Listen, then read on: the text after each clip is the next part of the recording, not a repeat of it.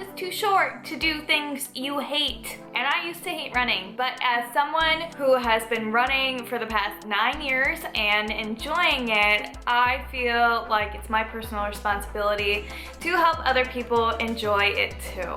If you're new here, my name is Danielle, I'm 27. I am obviously a runner. I've been vegan for the past like 9 years, and I worked in the fitness industry up until recently. And I also have a small business making protein balls, which you can check out in the description below. This video is for the people who did not do sports in grade school, probably did not like group activities, and who may have been spending too much time playing The Sims and learning HTML via MySpace instead. If you were born after the year 2000 and cannot relate, then you can stay tuned. Anyway, let's get to the tips.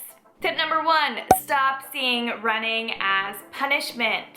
I used to be the girl who walked the mile in defiance in gym class. I got picked last. I don't have any hand-eye coordination, which luckily running does not require. And I was just generally really embarrassed of my athletic inabilities when I was growing up. But those days are over. It's important to grow and to change and to do things that are hard for you. You need to shift your mindset from seeing running as a punishment to a challenge that is going to make you better.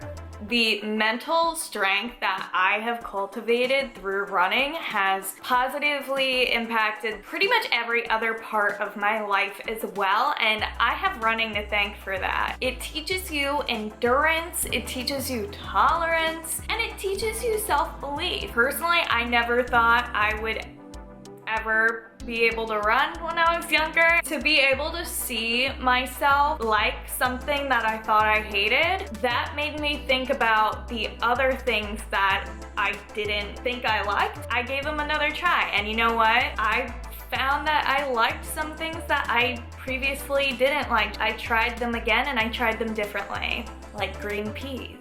Tip number 2 is to start small. We're not going from 0 to hero. You're going from 0 to like 10 minutes. Seriously, just make a small, achievable goal to help build your confidence. And do not pay attention to pace. You have to pay attention to your effort. It should be like 60 or 70% of your max effort. You should not be gasping and struggling for breath and feeling like you're gonna keel over. And if that means giving yourself permission to walk, then do it. There is no shame in walking. You can walk and nobody is gonna be judging you, except yourself. And if you are judging yourself, stop. And honestly, you don't really have to pay attention to distance either. Focusing on the duration of your run is a strategy that a lot of people will use, even people who have been running for like 10 years. But if you prefer to focus on distance and you're newer to running, I would say try 3/4 to 1 mile. And if that sounds too easy for you, good. Add another half a mile or full mile on there. Show off. Tip number 3, use music to transport your mind. Music is an incredibly powerful tool to make you forget the physical discomfort that you are feeling. Sometimes I will listen to music that reminds me of my childhood. I might have a whole playlist that is devoted to Mary-Kate and Ashley music from their original movies. But then I also like Bikini Kill and Minor Threat. I think we're all pretty multifaceted. But the point is, everybody has music that reminds them of a point in their life where they were having a lot of fun, maybe a vacation, maybe a great live show you went to, or even just a loved one, like somebody that you really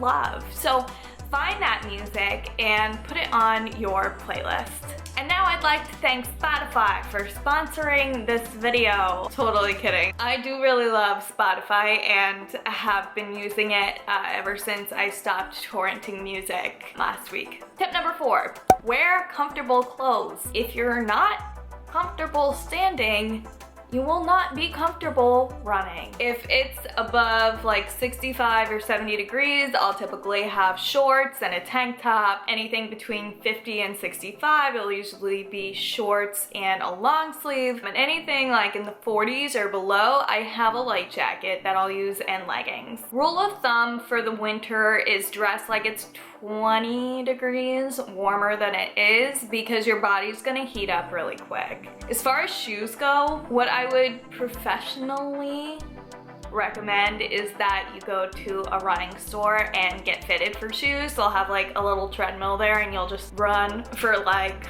20 or 30 seconds, and then they'll kind of match you with the right shoes. When I started running, I was in rural Pennsylvania at my parents' house, and we did not have a running store. So what I did was go onto Adidas website and buy like a $30 on sale pair of running shoes. It was good enough. If you have the access to a running store, definitely go. You really don't have to spend a fortune on gear. Some of my favorite pieces of workout clothing have come from like TJ Maxx, Nordstrom Rack, Marshalls. If you want to treat yourself after you've been running consistently for like 2 or 3 weeks, I think that's a good strategy. But when you're just starting out, like I wore clothes from Walmart when I first started running. Like you don't have to spend a lot. But no matter where you're getting your running clothes from, you want to stay away from thicker materials like heavier cotton or like a waffle thermal knit, because those things are going to hold your sweat.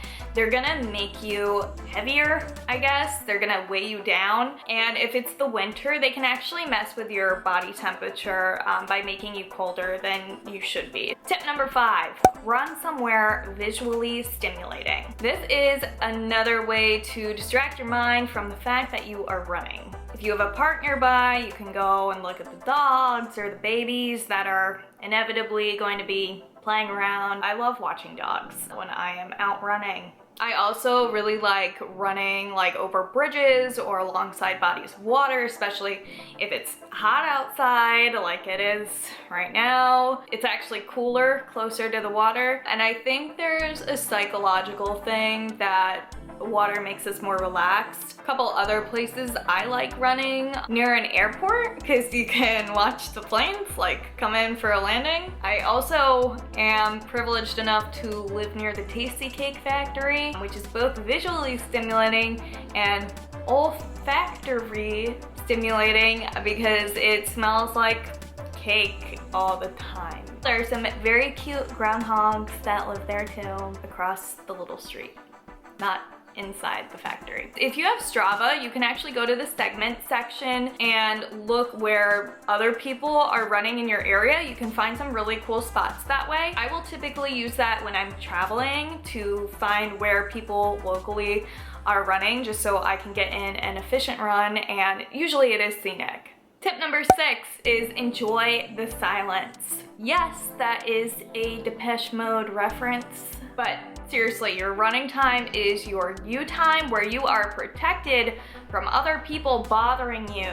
Put your phone on silent mode, put it on do not disturb. If somebody is gonna question where you went for like 20 minutes, just tell them you were running and they'll back off. This is your time to be selfish, so you can think through a problem that's been bothering you and find a solution, or you can think about a childhood memory that you really enjoyed, or you can make some big plans for your future. I hope you guys found these tips on how to enjoy running useful. I think running is one of the most accessible activities for pretty much anyone to improve their physical and mental health. So if you guys have any questions about running, be sure to ask them in the comments below. Give this video a thumbs up if you liked it. Subscribe to the channel if you are interested in more running content.